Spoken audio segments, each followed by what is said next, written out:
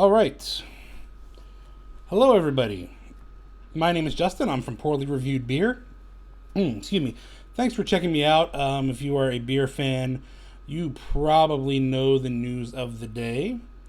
That being that Asheville, North Carolina's Wicked Weed Brewing, what I would say is one of the most successful, certainly fastest growing, and I think one of the most innovative breweries in that Asheville area, has I should say, is set to be acquired by Anheuser-Busch, which for the purpose of this little live stream, I may be calling Anheuser-Busch. I may call them A-B InBev, ABI, something along those lines. They're all the same thing. A-B InBev, of course, referring to the parent company of Anheuser-Busch. So that's just a note to know going right off the bat as we talk about this. What's happened today? So first off, I want to read, and I'm picking up stuff from Brewbound. Though a number of outlets have been reporting on this news, of course, and but I have the full press release here, courtesy of Brewbound. I'm not gonna read the whole thing. I'll just read some highlights. Wicked Weed, founded in Asheville in 2012 by Walt and Luke Dickinson and lifelong friends Ryan, Rick, and Denise Guthey, has created over 500 different beers since it opened almost 5 years ago. Starting with clean West Coast IPAs and authentic Belgian ales, Wicked Weed has progressively moved into creating sours. And again, I think that's one of their biggest and most innovative sides of their outfit. And again, we'll get to that a little bit more later. Now, Wicked Weed is widely known for their West Coast style IPAs, including GABF Silver Medal winners Pernicious IPA, Lunatic Belgian Blonde, as well as a wide range of award-winning barrel-aged sour and farmhouse ales. This is an exciting time for the entire brewing team, said co-founder Walt Dickinson. Quote, "Our ability to create a wide range of really well-executed beers that are focused on creativity, quality, and drinkability is what makes Wicked Weed great. We've chosen to partner with the high end to position ourselves to make Wicked Weed what we imagined it could be when we first sat at a craft beer bar and talked about opening a brewery. As a brewer, giving our team more resources to continue innovating our portfolio and the ability to reach more craft drinkers allows us to keep putting the beer and people first." They reference the high end in there. That's what ABI calls their collection of, I guess we'll say, former craft breweries. It includes folks like Elysian in the Washington State, Golden Road in LA. Goose Island is probably one of the most well-known and or notorious members of that group. But so here's kind of some of the big things for me. Wicked Weed Brewing owns and operates 4 facilities in Asheville. The original downtown brew pub, where they produce over 150 different beers a year. The Funkatorium, the first dedicated sour beer taproom and barrel house on the East Coast. A 50-barrel production brewery in West Asheville. And the, quote, Funk House and company headquarters, end quote, a custom-designed brew house and training facility. You can skip that. Anheuser-Busch's partnership with Wicked Weed is subject to regulatory approval. Terms of the agreement were not disclosed. As noted by Brewbound, near the top of their article is, quote, "Specific financial terms of the transaction were not disclosed. The deal is subject to regulatory approval. Recall that last year the U.S. Department of Justice promised to, quote, carefully scrutinize any future craft acquisitions, end quote, by A-B." So I'm going to try to find that article, and there it goes. So it looked like that was in reaction to the Devil's Backbone acquisition. They're out of New Jersey, and one of the more recent acquisitions to the high end.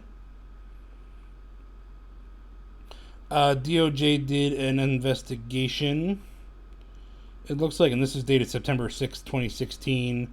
Again, another Brewbound article. Both of these were by Chris Fernari.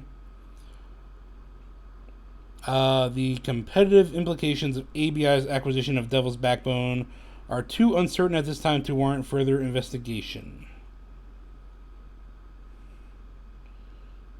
This division will be carefully monitoring ABI's compliance with its distribution obligations under the July Mega Brew settlement, and I'm not going to get into all that too much, just because that could be a little bit of a rabbit hole.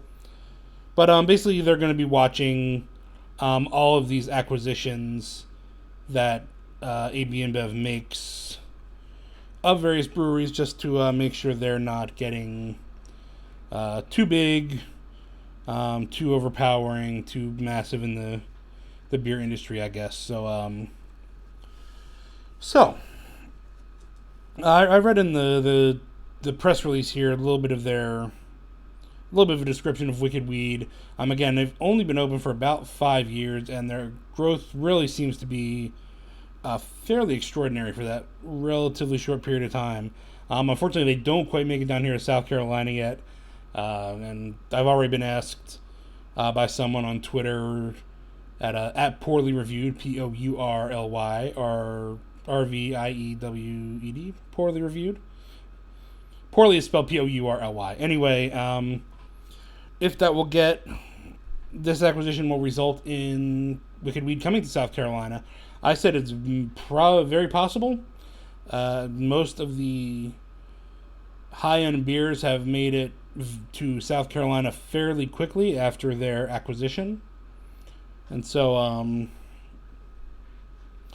very recently we've seen like Golden Road, Elysian came a while ago, of course. Devil's Backbone seems to be starting to push into South Carolina. So yeah, I expect we'll be seeing these Wicked Weed beers sooner than later. The question of whether or not they will be enjoyed by South Carolinians. I'm sure some folks will try them out.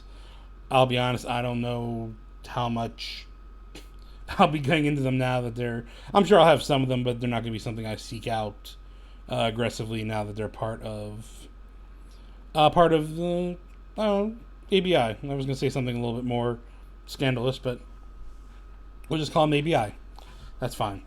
But so Wicked Weed, as I said, they have a downtown, actually 2 downtown facilities, but one right on what I believe is the main street of Asheville. And just basically kind of a fairly industrial space, but very nice kind of brew pub setup, indoor and outdoor seating, because obviously North Carolina can, especially up there in the mountains of North Carolina, I'm sure can run the gamut of weather at times. So having a nice, good-sized outdoor space is optimal. It's fairly industrial, but it's a nice space. I think when we went there was probably close to 20 beers on tap, and I'm trying to pull up the Wicked Weed website right now, try to get an idea of how many they're serving right now at their main tap room, because they are quite prolific. Bottles, nope. Okay. So, quite a few as I'm pulling them all out here. It's looking like 1, 2, 3, 4, 5, 6, 8, 10, 12, 13, 14. So it's probably a little over 20 beers for folks to try out, in addition to a handful of bottles as well. But yeah, so probably pushing, I would say, close to 25 to 30 beers all told, just in the main pub, as I call it. Let's see if I can get a location on that. Actually, doesn't matter. But yeah, so close to 30 beers, so they are quite prolific. But in addition to that pub, which has again that good number of beers and we found to be pretty good food, my parents and I, when we visited, they also have a facility called the Funkatorium, and this is really what I feel like is the big thing that Wicked Weed does so well. It is, as I said, a facility exclusively dedicated to farmhouse beers, barrel-aged farmhouse beers, barrel-aged sours, and so forth, to the point of having, let's see, a considerable list here. Let me track. 2, 4, 6, 8, 10, 12, 14, 16, 17. So close to 25 sours and farmhouse ales as well, both in bottles and on draft. And again, I get that saisons and especially farmhouse beers are not necessarily for everybody, but I really think that's the wonderful thing that Wicked Weed had been doing so far is having such a dedicated tap room just for these beers, having the barrel house that you can see right there and literally walk into, and of course they're offering fairly regular touring and the like, but the Fungatorium was just a really amazing place for me to check out personally. My parents weren't necessarily fans, but that's all right. But it's really a wonderful space that that Wicked Weed was doing really, really so well. I want to try to pull up Wicked Weed's Facebook page because they had a brief statement on their Facebook page. As you can imagine, is not being well received. The news of the Wicked Weed's acquisition. This was their to the point of 781 comments now on the Facebook page responding to this statement. Just over 4 years ago, we started out with a simple idea: make great beer. From West Coast IPAs to barrel-aged sours, we've been able to create world-class ales in a city that we love. We've grown from a small brew pub with 60 employees to a company with 4 locations and over 200 employees. In order to innovate, push the boundaries, and grow, we've decided to take on the high-end branch of Anheuser-Busch as a strategic partner. Our founding ownership staff will continue to lead Wicked Weed in their same capacities as we move forward and into the future. This decision is a large part of the future for Wicked Weed and will allow our brand, staff, and beers to achieve their greatest potential. We will be releasing more details soon. Thank you for being a part of this journey with us.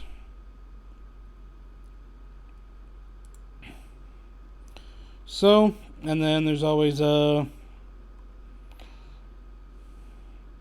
guess we kind of this news came around about 3 to 4 hours ago. So now we've gone from the initial Facebook push of all the critical comments to kind of the, I don't want to say backlash, but the replies from all the people, including here from employees of other breweries acquired by A-B InBev.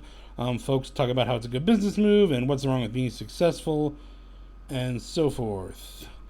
So we're kind of, I guess any minute now we'll be expecting the backlash to the backlash on the Wicked Weed website or on the Wicked Weed Facebook page. There's not really any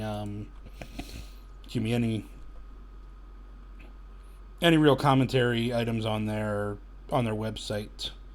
So I've kind of seen as a bit of a guess for this or justification for this acquisition that A-B InBev may be trying to get into the sour game.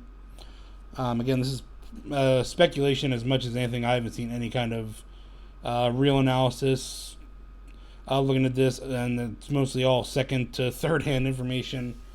But I guess apparently A-B InBev tried to do sours with another one of their high-end partners, and needless to say, they did not go well.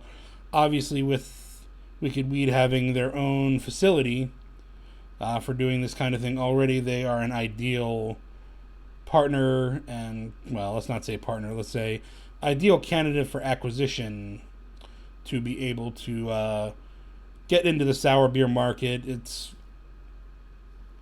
I guess I can't really speak to how successful it is. I'm sure it's probably a niche of the niche craft beer market, but it certainly has the folks who really love those sour beers, and I imagine it's probably a bit of a love-hate thing overall. So we'll see about that. That's speculation. It seems to make sense, and it seems to be the only logical reason that A-B InBev would want to get into bed with Wicked Weed, or assimilate Wicked Weed, if you will. But so, I guess the other last real question is this a good thing for Wicked Weed? And I point at, again, a lot of what would be secondhand knowledge, but a lot of what's reported. I think the biggest thing I look at is the Goose Island Bourbon County Stout issue from a couple of years ago. I guess that was the 2015 versions that were almost all recalled due to contamination. Of course, there's no proof that being acquired by a giant brewery made Goose Island make not just a slight reduction in quality, but make actual bad beer. There's no proof of that, of course.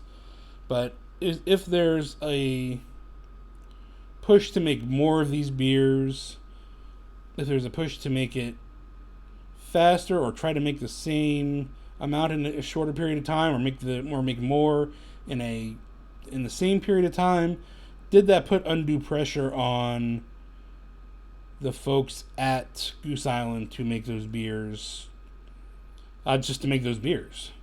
And did they not cut corners? Not cutting corners is not necessarily a fair thing to say, but just mistakes happen, especially when you need to work fast. And so did a mistake happen because somebody needed to work fast? I don't know, but I'll admit it was the first thing I thought of. I have no proof, but it was the first thing I thought of when I read about the Goose Island recall of the Bourbon County Stouts. And again, they've been with A-B InBev. They were one of, if not the first, brewery that was acquired, and so they have obviously made these Bourbon County Stouts and its relatives a number of times under the ABI banner and with no problems. But it happened this time, and certainly that's where I went to first, and I know I was not the only one that went to some kind of pressure from ABI that caused such problems with the Goose Island, those special releases.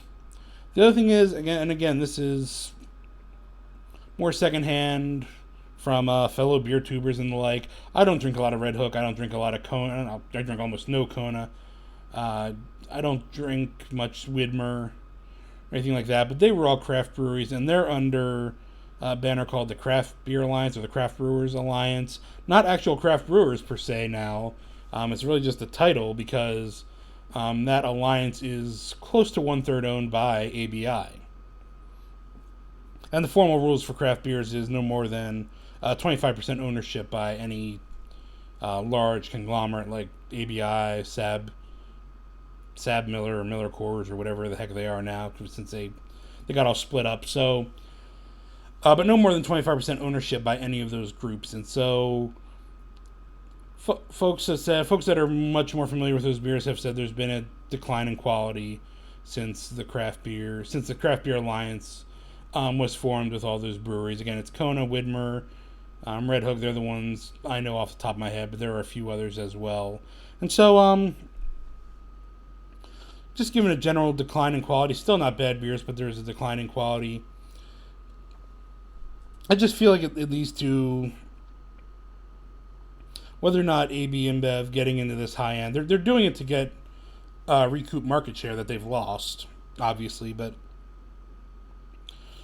it's really not good for the craft beer drinker, in my opinion, because you have these established brands that are held in such high regard, and then A-B InBev gets their hands on them, and for whatever reason, just because maybe they're trying to make more in maybe the same period of time or whatever, they don't have access to the same ingredients, or they choose to acquire ingredients differently because they're under this umbrella of this mega corporation.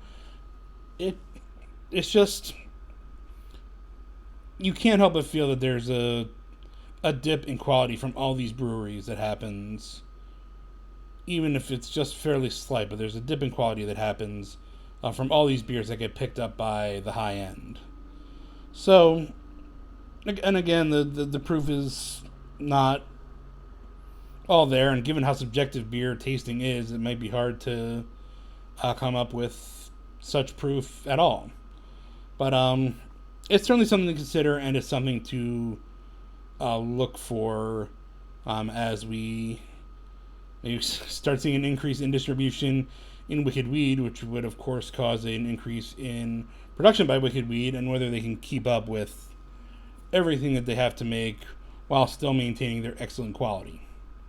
So that's kind of an overcap and some thoughts on the Wicked Weed acquisition by A-B InBev. Again, the pending acquisition by A-B InBev. We'll see what happens, and I will keep reporting on this going forward. You'll be able to find all the latest information at poorlyreviewedbeer.com. Again, that's POURLY, reviewedbeer.com. I'm at twitter.com/poorlyreviewed, facebook.com/poorlyreviewedbeer, so forth and so on. You can find links to all the social media items that I'm on. Again, in addition to Twitter and Facebook, Untapped, and Instagram. You can find all that at poorlyreviewedbeer.com. All that information is there. Thank you for checking out this video. I will see you around later on. Have a good day, everybody.